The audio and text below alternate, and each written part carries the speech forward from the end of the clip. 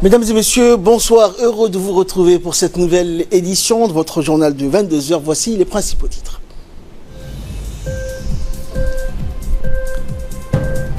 Le ministre de la Santé a supervisé donc l'implémentation de nouvelles plateformes de gestion des données médicales, le DHIS2. Et en Italie, la Ligue de Salvini va déposer une motion de censure pour faire tomber le gouvernement. Voilà donc pour les titres. Merci à vous de nous rejoindre. Le ministre de la Santé, Mohamed Warsama Diriye, a supervisé donc les travaux d'implémentation d'une plateforme de gestion de données basée sur le web, communément appelée DHIS2. En effet, le ministère de la Santé envisage de mettre en place une plateforme digitale de données basée sur le web qui est destinée donc au renforcement du système d'information sanitaire, et ce en vue d'améliorer l'accessibilité, la promptitude et la qualité des données sanitaires du pays. Il faut rappeler donc que ce projet de numérisation des données découlait donc des instructions du président de la République au ministre de la Santé afin de faciliter la collecte de données en temps réel sur tout l'ensemble du territoire national, et cela va permettre, a-t-il dit, de mieux protéger la population des éventuels risques sanitaires. C'est dans cette optique que le gouvernement a mis en place l'Agence nationale des systèmes d'information de l'État, qui a pour mission d'interconnecter toutes les administrations du pays et les héberger dans un data center. Développée par l'université d'Oslo, cette plateforme DHIS2 est adoptée donc dans plus d'une centaine de pays à travers le monde, dont une quarantaine de pays en Afrique. Le ministre de la Santé a rappelé que ce processus de modernisation du système d'information sanitaire permettra de disposer d'un outil d'analyse et d'aide à la décision sur la base d'indicateurs clés qui sont fiables.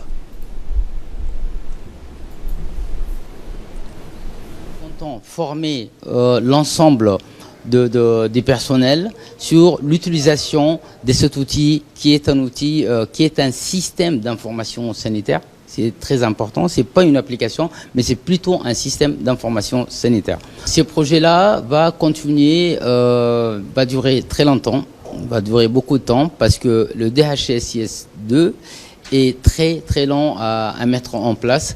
Aujourd'hui, alhamdoulilah, nous avons quand même commencé, nous sommes arrivés à un certain niveau et nous comptions continuer jusqu'au bout sur ces projets pour qu'on puisse avoir au moins des données de qualité et des données vraiment en temps réel. Ce qui nous permettra, pour nous c'est très important, parce que les informations, les statistiques sanitaires, c'est vraiment l'outil décisionnel. C'est pour pouvoir améliorer l'état de santé de notre population. Et nous allons parler toujours santé, cette fois-ci avec le paludisme. Il y a quelques mois, donc plusieurs cas de cette maladie ont alerté donc le gouvernement. Par la suite, le ministère de la Santé a mis en œuvre un plan efficient de lutte contre le paludisme pour la période 2019-2020. Des efforts considérables ont été consentis pour renforcer la réponse à l'épidémie afin de faire de Djibouti un pays exempt de paludisme. Regardez, c'est un magazine de la rédaction. 11 000 cas de paludisme ont été répertoriés en mars 2019.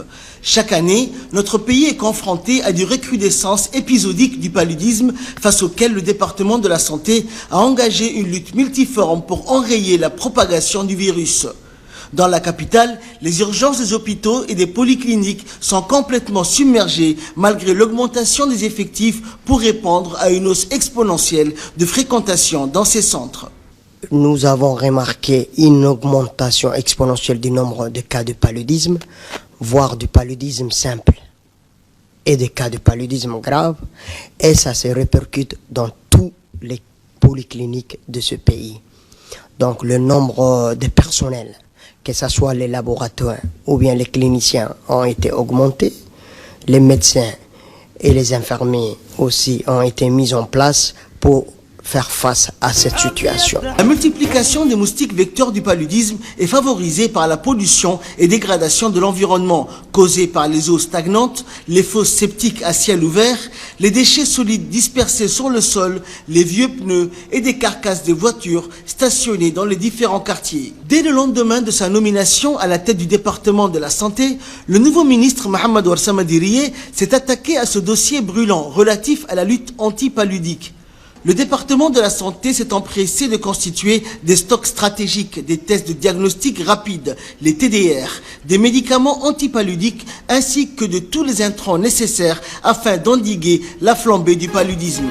Tout d'abord, le nouveau ministre a mené une série de concertations avec les différentes parties prenantes afin d'évaluer l'ampleur de cette situation épidémique préoccupante. Par la suite, le ministre a réuni le comité multisectoriel en charge de la lutte contre le paludisme qui se compose entre autres du ministère de l'Intérieur, des services de la voirie, de la mairie de la ville de Djibouti, des conseils communaux, du ministère de la Solidarité nationale, du ministère de l'Agriculture chargé de l'eau, des services de santé des corps armés et de sécurité, des organismes paramédicaux comme la CNSS et des représentants du secteur privé. La première priorité à laquelle je me suis assujetti le jour même de ma prise de fonction au ministère de la Santé est celle de la riposte à l'épidémie de paludisme qui demeure une préoccupation majeure de santé publique dans notre pays.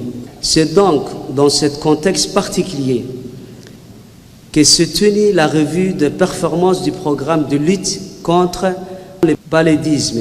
Les principales recommandations ici de cette revue s'articulent autour de l'actualisation des lignes directrices en matière de traitement, la couverture universelle. Pour ce qui est de la distribution des moustiquaires imprégnés d'insecticides, la pulvérisation intra-domiciliaire d'insecticides et enfin la sensibilisation, l'information, l'éducation et la communication.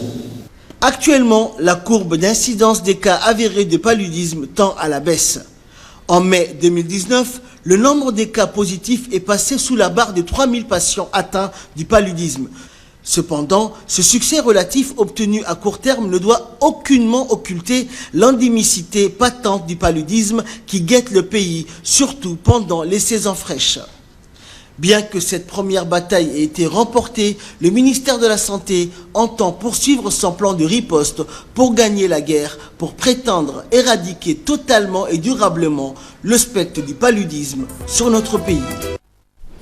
Également dans l'actualité, une forte délégation conduite par le ministre de l'Équipement et des Transports, Moussa Mohamed Ahmed, a parcouru la route nationale 1 jusqu'à la frontière du Galafi afin de constater le démarrage des travaux de reconstruction de cette route. La délégation composée de l'ambassadeur de l'Éthiopie à Djibouti, du sous-préfet de Dikil, du député de Yoboki, ainsi que des responsables de l'agence djiboutienne de route, qui est le maître d'ouvrage, donc délégué des projets des corridors.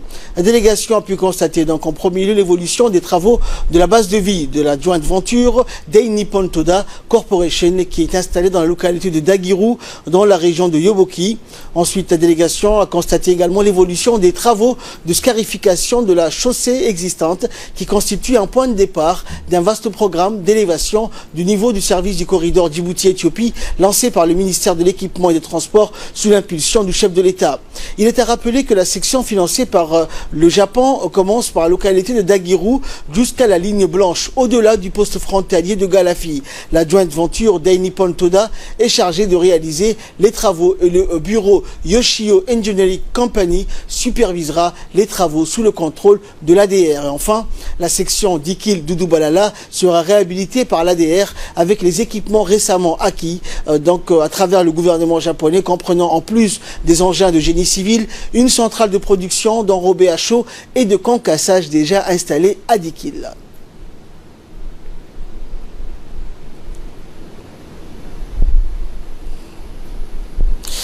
Dans le cadre de la mise en place du système biométrique à Djibouti, le comité technique en charge du suivi et de la bonne exécution de ce projet, conduit par le directeur général de la population et de la famille, Ahmed Omar Djama, s'est rendu hier à Addis Abeba. Cette visite est la 4e étape d'une large tournée régionale qui durera donc 5 jours et dont l'objectif est d'examiner les forces, les faiblesses, les risques et les opportunités du système d'état civil à Djibouti. Enfin, à savoir donc que dans l'état actuel, le système d'état civil présente présente des fortes lacunes qui impactent aujourd'hui la vie de nombreux individus qui échappent encore au système d'enregistrement des naissances, notamment les enfants nés dans les zones rurales, reculées ou celles où n'existent pas encore les centres d'état civil fonctionnels.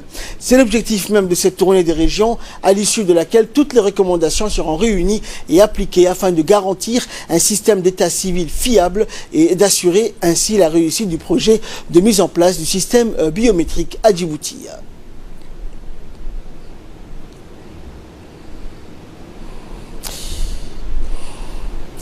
Et à quelques heures donc de la célébration donc de la grande Eid, de la Eid al-Adha, la radio-télévision de Djibouti n'est pas en reste. Donc cette soirée, hier soir notamment, a été lancé donc les préparatifs de l'Aïd, une soirée donc haut en couleur où les musiciens ont lancé donc des répétitions musicales et avec les techniciens en toile de fond pour inspecter un dernier check-up de la console et les équipements sonores, tout cela dans une ambiance festive, un prérequis donc nécessaire au public.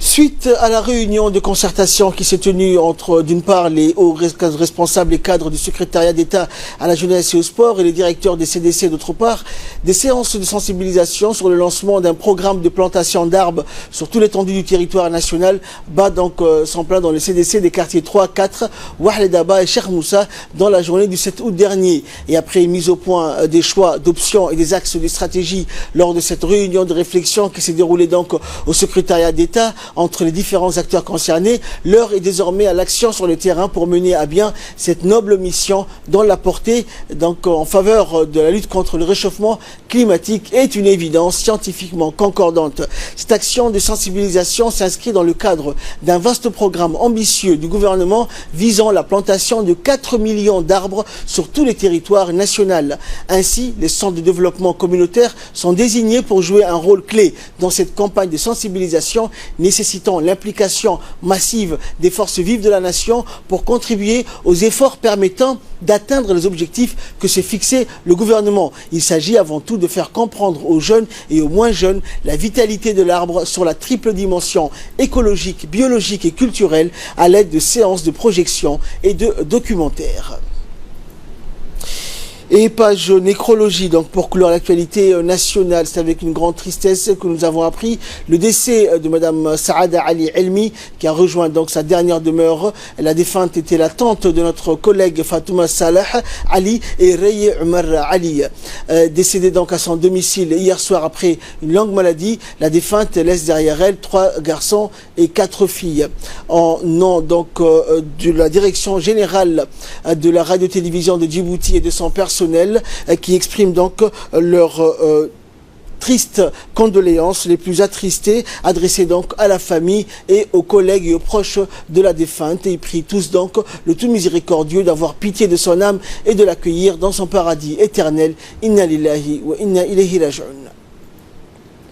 Et de là, nous passons aux nouvelles du monde. En Italie, notamment, la Ligue de Salvini va déposer une motion donc de censure pour faire tomber le gouvernement. La Ligue, le parti de Matteo Salvini, a indiqué donc ce vendredi qu'elle avait déposé une motion de censure au Sénat avec l'objectif de faire tomber le gouvernement et organiser ensuite rapidement de nouvelles élections. Ceux qui perdent leur temps portent atteinte au pays, a indiqué la Ligue dans un communiqué. Le parti d'extrême droite a annoncé donc ce jeudi que sa coalition au pouvoir avec le parti anti-establishment du mouvement 5 étoiles s'était effondrée. Le Parlement italien a fermé ses portes pour sa pause estivale. C'est maintenant à la discrétion du président du Sénat de décider s'il faut ou non rappeler les élus. Le président de la République, Sergio Mattarella, qui occupe un rôle d'arbitre dans la politique italienne, est la seule autorité qui puisse au final dissoudre le Parlement et convoquer les élections.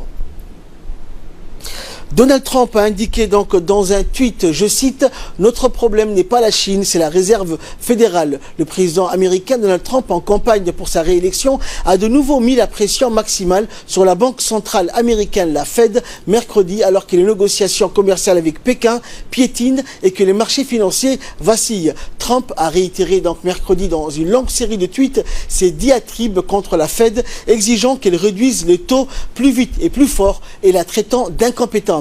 Depuis un an, Donald Trump ne cesse de critiquer la Fed, la Réserve fédérale américaine. Malgré le geste d'assouplissement monétaire intervenu le 31 juillet dernier, quand la Fed a baissé les taux d'un quart de point de pourcentage, l'hôte de la Maison-Blanche a redoublé ses pressions vu les difficultés dans les négociations commerciales avec la Chine. Dans la foulée, Pékin a laissé glisser le yuan et surtout fait savoir qu'il n'achèterait plus de produits agricoles américains comme il l'avait promis. Et enfin, des milliers d'ouvriers agricoles indiens fuient le Cachemire. Alors que des milliers de travailleurs tentent de quitter le Cachemire depuis le début de la semaine, l'Inde et le Pakistan ont fait des annonces afin d'apaiser les tensions. La plupart sont des ouvriers agricoles, souvent originaires de l'état voisin du Bihar, dans le nord-est de l'Inde. Depuis la décision de New Delhi de revoquer l'autonomie du Cachemire, ils ne sont plus forcément les bienvenus. Attirés par la province himalayenne en raison de son climat plus clément et de meilleurs salaire, ces ouvriers indiens se retrouvent être des cibles potentielles pour les séparatistes cachemiris. Certains ont reçu des menaces et tous souffrent en tout cas du couvre-feu imposé par les autorités. Depuis lundi, c'est toute la région qui se retrouve paralysée. Dans un discours retransmis à la télévision ce jeudi, le Premier ministre indien Narendra Modi a affirmé que son pays avait revoqué l'autonomie du Cachemire pour libérer la région du terrorisme et du séparatisme. C'est tout pour ce journal. Merci à vous de l'avoir suivi. Excellent week-end sur Télé Djibouti.